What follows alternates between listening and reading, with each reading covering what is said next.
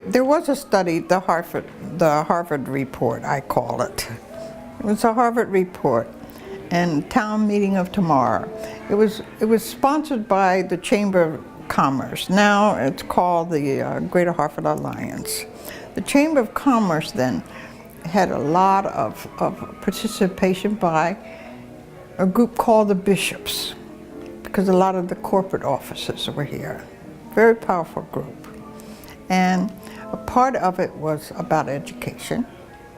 And Dr. Plant, of course, worked with the Department of Education. I worked then with a group called the Department of Community Affairs, which was a state agency with community affairs.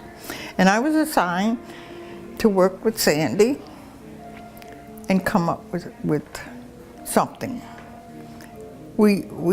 Commissioner Saunders, you know, we worked with him. We worked with the bishops, who helped quite a lot. And finally, the commissioner agreed, Commissioner Saunders. It's a courageous stand in those days, because it's difficult for some people to understand how courageous an act it was on the part of some of the leadership, plus on the part of those 5 superintendents who agreed to meet with us and discuss it.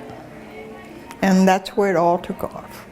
And one of the things that was very important to me, Sandy and I, we were planning at the public hearings. I didn't want a law, because I'm from South Carolina. I went to segregated schools.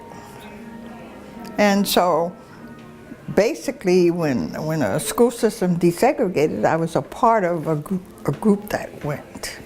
So in a way, a lot of it was taken from that and the benefits of it and how I benefited from it. But a law, you can't legislate hearts. And so let people decide. And you find out how many good people there are out there when they're allowed an open discussion. And they decide. And they decided to go with it. And it expanded from there.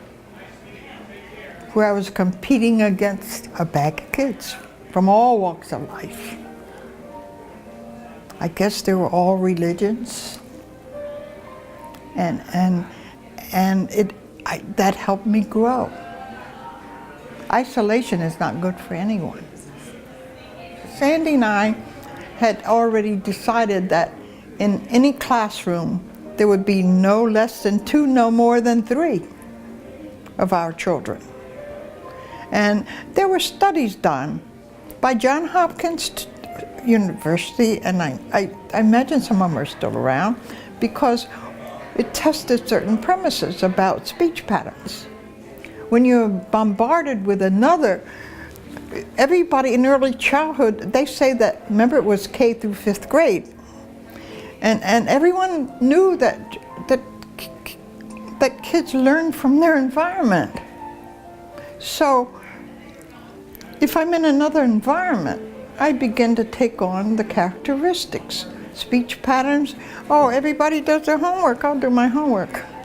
You know, because we all want to be, they talk about we're all social beings. Well, give me a chance to be. And that's what it did. It only allowed some of the principles that have existed for a long time.